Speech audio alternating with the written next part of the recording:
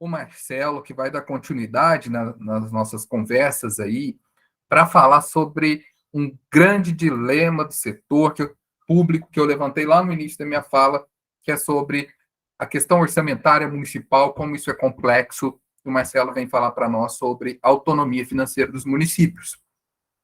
O Marcelo, ele é graduado em administração de empresas, com pós-graduação em administração financeira, é mestrando em economia pela Unifal, é consultor de empresas pela Mais Empresas Consultoria Empresarial e foi professor em cursos técnicos de formação continuada do Senac Minas, na área de gestão. Atualmente é professor do IF Sul de Minas, foi diretor financeiro da Superintendência Regional de Varginha de Ensino e é, junto comigo, o Pedro, um dos fundadores do GESUL.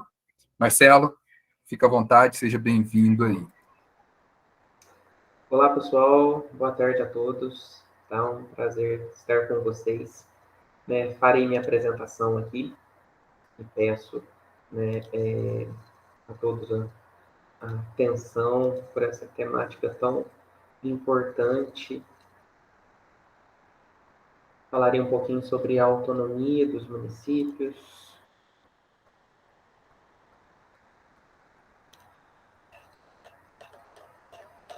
Tá aparecendo aí, pessoal, na tela?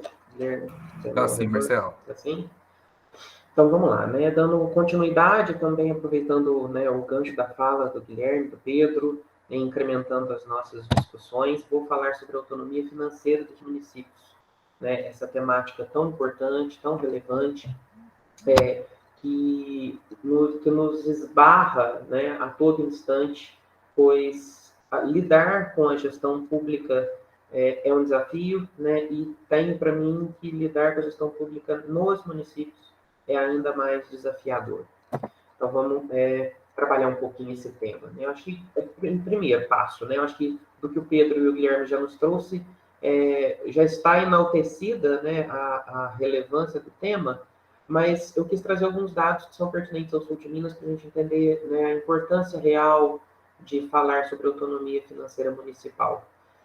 O GESUL se dedica ao estudo aí, mais focado aos municípios sul-mineiros, então a gente trabalha com uma gama de 155 municípios, e eu trouxe um dado, que não sei se todos têm conhecimento, mas quando a gente destrincha aí por setores a composição do PIB dos municípios sul-mineiros, me chama a atenção sobre uma realidade, que não é uma realidade somente sul de Minas, é um cenário comum ao restante do país, mas que precisa ser pensado e analisado com calma. Então, desses 155 municípios sul-mineiros, 50 deles apresentam como maior atividade de valor adicionado ao PIB a atividade da administração pública. Então, 50 municípios possuem como principal contribuição ao PIB o setor público. Dos que apresentam o setor público com uma segunda posição, a segunda maior atividade de valor adicionado, são 69 municípios. E na terceira posição aparecem 27 municípios, como a administração pública sendo a terceira maior atividade de valor adicionado. E aí a gente percebe que dentro dessas três primeiras posições elencadas como contribuição ao PIB, a administração pública só não aparece em 9 municípios, dos 155, que possuem outros setores econômicos mais vinculados. Então, são poucos os municípios que não têm administração pública tão relevante assim na sua mensuração econômica. E mais à frente eu vou trazer aí alguns exemplos de municípios, e é algo mais comum em municípios mais populosos, em cidades maiores, mas a gente também pode entender a realidade de cada município pontualmente. Então, dos 9 municípios que não aparecem, a gente tem o município de Cambuí, Extrema, Guaxupé, Poços de Caldas, Pouso Alegre, Pouso Alto, São Sebastião da Bela Vista e Varginha. Então, por isso essa importância. Então, se a administração pública é tão presente na constituição econômica dos municípios, então a gente precisa pensar e entender como se dá a autonomia da administração pública municipal na gestão dos seus recursos. E aí eu não posso deixar de mencionar a Constituição da República, porque existem diversos estudos da área, mas que retratam o que a Constituição nos deixou e o que se tem de discrepância na prática entre o que há na Constituição e o que efetivamente ocorre. Né? Então, nós somos, né, pessoal, o Brasil é uma república federativa, né, e sendo uma república federativa, nós temos lá no nosso artigo 1º da Constituição, dizendo que, né, somos a união indissolúvel aí, estados, municípios e Distrito Federal. E aí, Estado, município e Distrito Federal traz a relevância, né, remonta a relevância dos municípios. Então, como que a gente precisa pensar isso? Né? Então, somos essa Constituição indissolúvel, né, essa posição indissolúvel, mas também temos, né, resguardado lá no artigo 18, o fato de, enquanto entes federados, os municípios são todos autônomos. E aí, diante dessa autonomia, a gente precisa exercer uma reflexão. Né? Todos os gestores públicos que estão aqui conosco, ou quem já trabalhou de uma forma um pouco mais direta na gestão pública, sabe de uma série de obrigações que os gestores públicos precisam cumprir, né? De uma série de atenções à lei que ele precisa ter. E muitos gestores públicos rebatem o seguinte: olha, são muitos deveres, mas o município acaba tendo pouco direito, e isso esbarra, né, na autonomia. E é com base nessa reflexão que nós vamos caminhar. E aí, essa autonomia municipal, os principais juristas, né, eles dizem que essa autonomia se divide em 3 espécies diferentes. A gente tem a autonomia de auto-organização, que o município detém, né, onde ele elabora aí suas próprias leis. A gente tem a autonomia de autogoverno, né, cada município elege seus representantes periodicamente. A de autolegislação, né, que também vem com a criação de leis específicas, não só a lei orgânica, que seria a lei municipal, mas outras que complementem o ordenamento jurídico do município. E a auto-administração, que é a gestão do seu próprio recurso. Né? Então, essas seriam as 4 espécies de autonomia elencadas pela própria Constituição e pelos especialistas da área.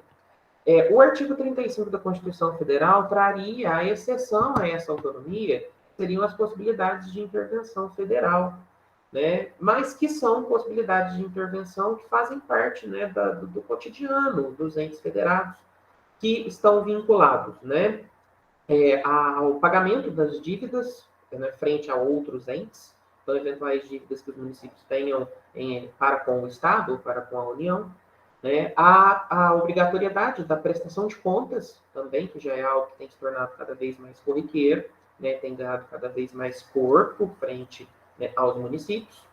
E também com relação aos cumprimentos obrigatórios de execução de despesas das verbas que são destinadas com seus percentuais mínimos obrigatórios, em especial para saúde e educação.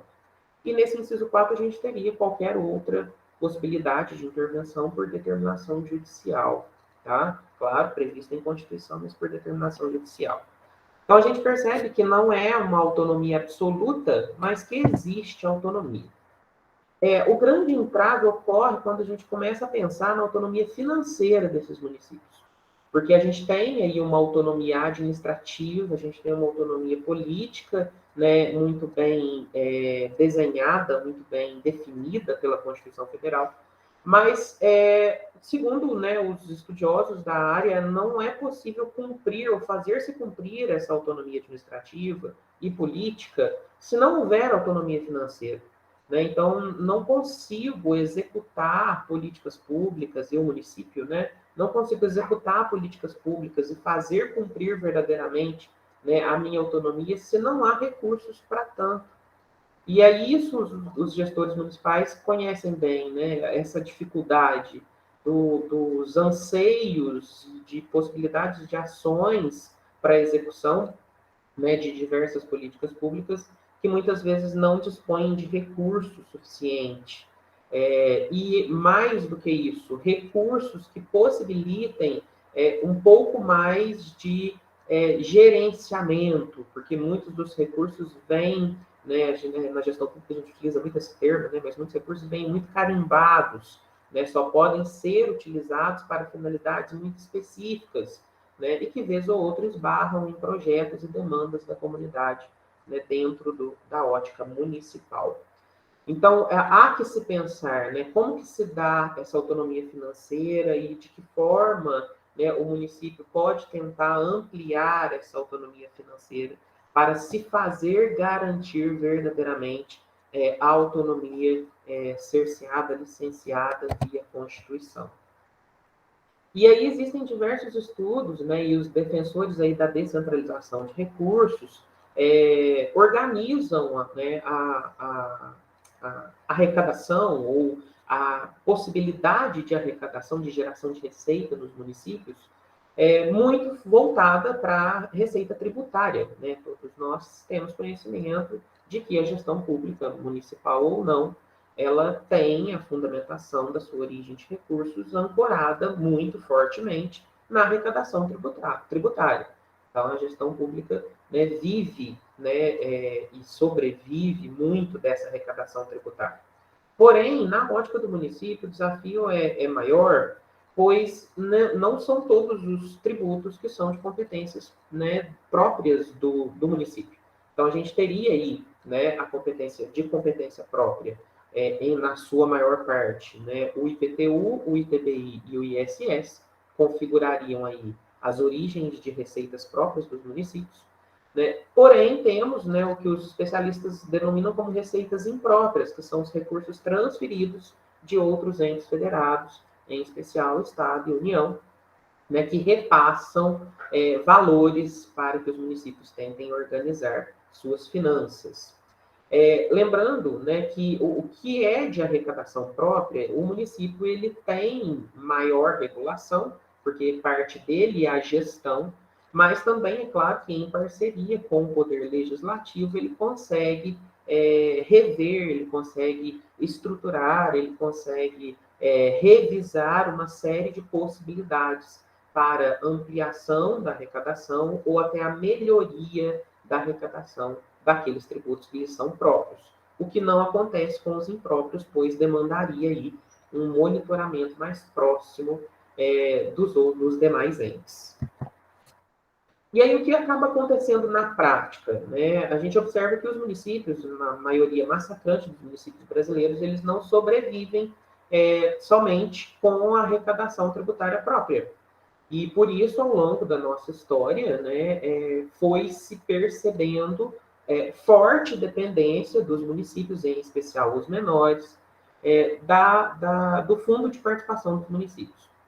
E esse Fundo de Participação dos Municípios, que é recurso transferido, né, por meio da União e repassado aos municípios, é extremamente importante. Sem ele, os municípios não conseguem executar as suas políticas públicas, não conseguem se financiar. E aí promove, né, a gente sabe, né, quem é gestor público municipal sabe da importância desse recurso, mas promove uma dependência muito grande, retira, né, a temática dessa autonomia. Eu trouxe aqui uma citação de um autor, né, que ele diz que com um estudo, né, cronológico ao longo dos anos sobre o Fundo de Participação dos Municípios, ele afirma que o município ele é o elo fraco do federalismo fiscal brasileiro. E quem está à frente aí da gestão, né, entende bem, né, das suas dificuldades. E eu trouxe aqui para poder ilustrar, dentro dos nossos estudos sobre os municípios sul-mineiros, que não é diferente da realidade a nível nacional, eu trouxe uma comparação dos 3 menores municípios do sul de Minas e os 3 maiores municípios do sul de Minas.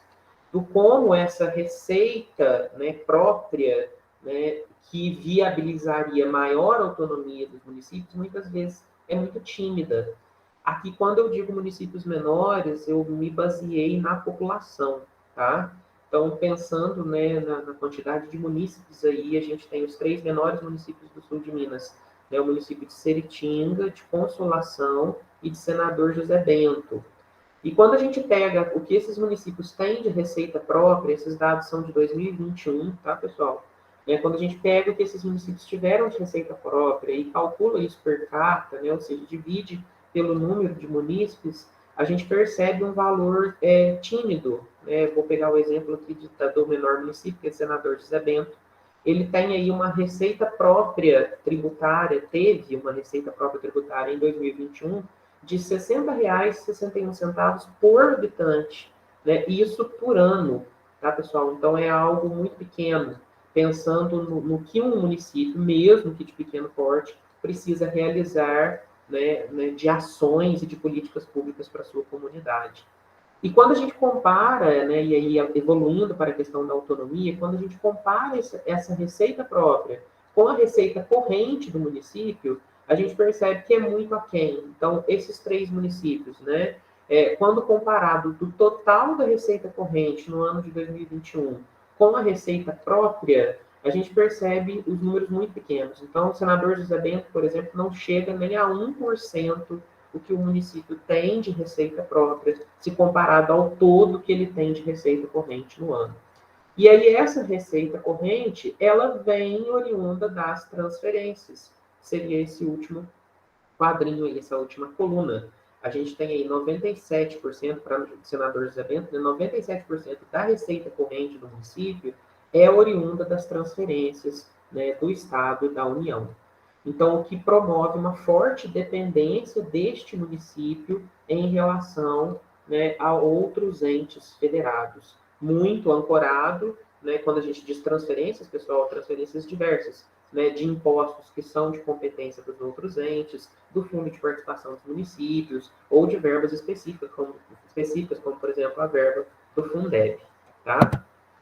Quando a gente vai para a ótica dos municípios maiores, e aí peguei os mais populosos do sul de Minas, Poços de Caldas, Pouso Alegre e Varginha, a gente já percebe, né, uma receita per capita, uma receita própria per capita melhor, né? Então, por exemplo, Varginha, que tem a melhor receita per capita anual, apresentou em 2021 877 por ano por munícipe, né, por habitante.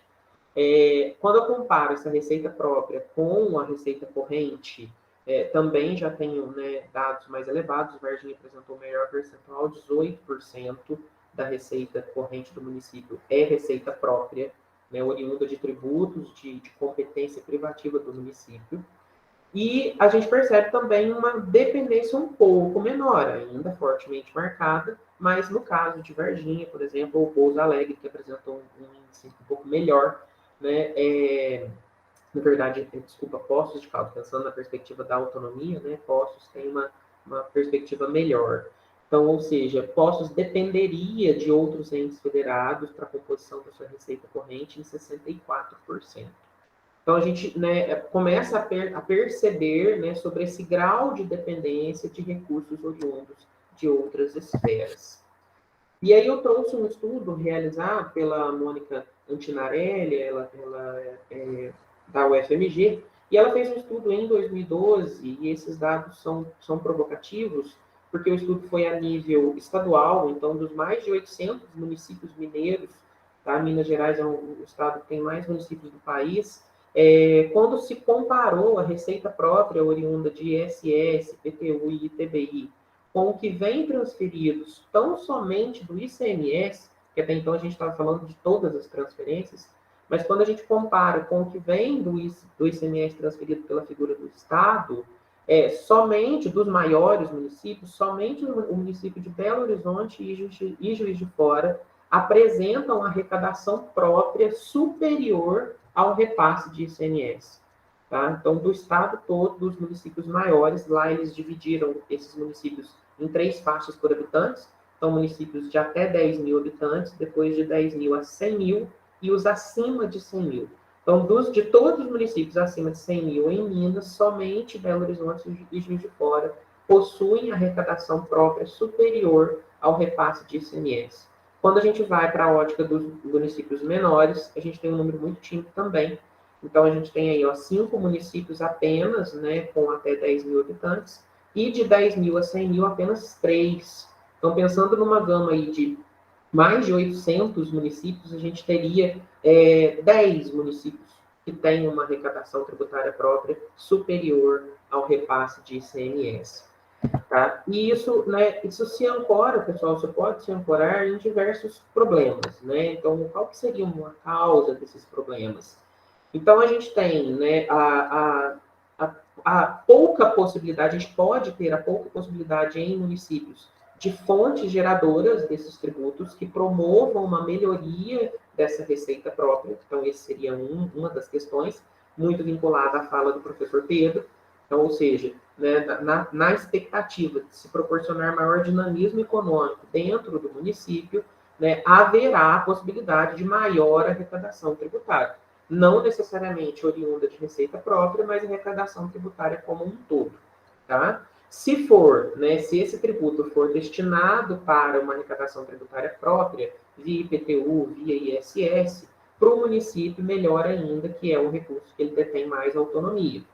Porém, não é só isso, né? A gente percebe, em diversos municípios, em especial municípios menores, né, uma deficiência no processo de arrecadação com os tributos que lhes são próprios.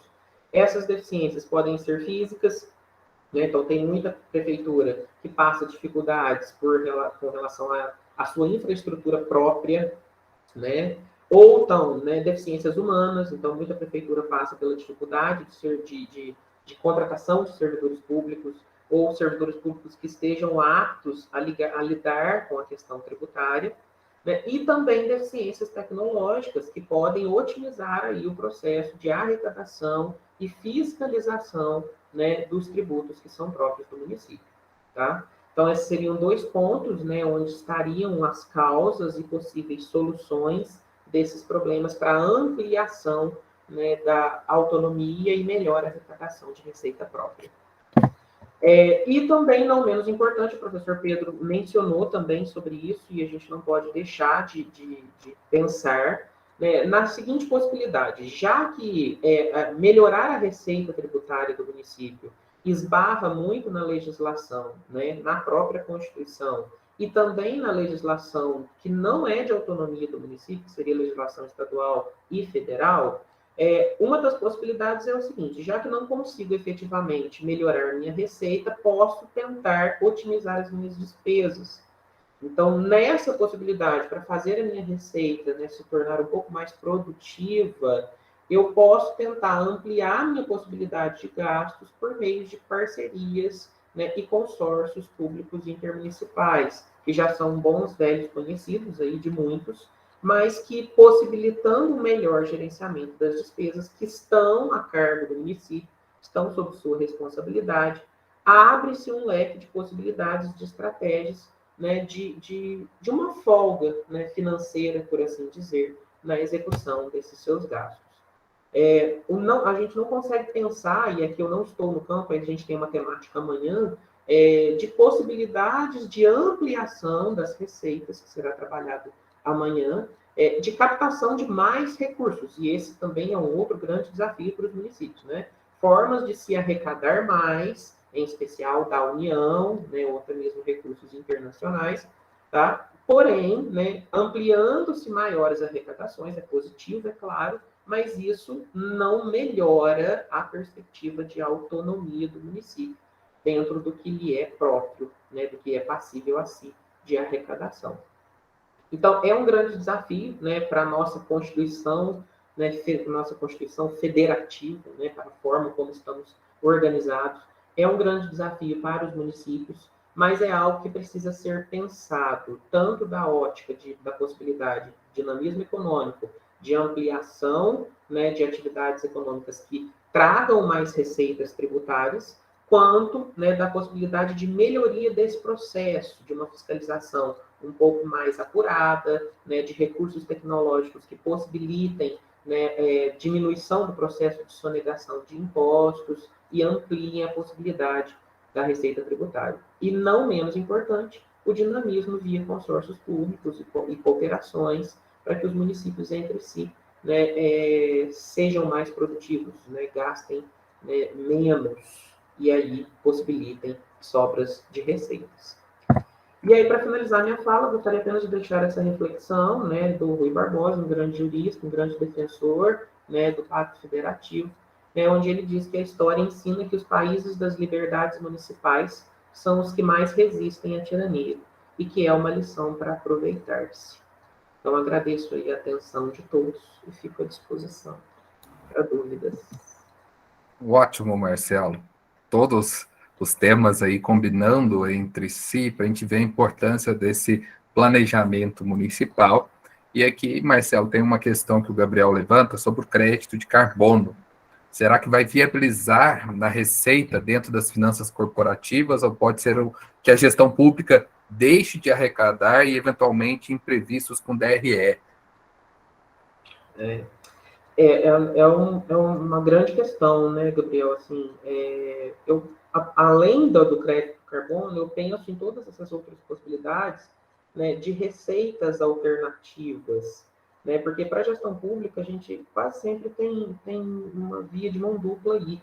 Então, ou seja, parte desse crédito é concedido, mas o que eventualmente, em especial os créditos de carbono, pode comprometer alguma outra possibilidade de receita, então vai precisar ser analisado com mais calma, né? Mas também, né, temo, e aí outros, né, autores da área também falam muito sobre isso, ganha-se muito espaço de possibilidades de captação de recursos, em especial frente à União, e agora também, né, temos entrada cada vez mais frequente de recursos oriundos, né, de recursos internacionais, de órgãos internacionais. Porém, isso não resolve o problema da dependência do município, né, frente a essas entidades. Então, os municípios passam a ser, né, mais reféns, né, desses recursos. Eu acho que esse é um grande ponto. Não é algo fácil de se pensar, de se mudar, né, a curto prazo, menos ainda, né, mas é um problema que temos. Por isso, os autores utilizam muito esse termo, eles dizem que essa autonomia concedida pela Constituição Federal aos municípios, enquanto ente federado, ela acaba ficando num campo muito simbólico, né? Ou seja, a própria Constituição garante isso ao município, mas na prática, efetivamente, a gente não consegue perceber essa autonomia chegando lá na ponta dos gestores públicos. Isso, infelizmente, é um cenário bem nacional. Enfim.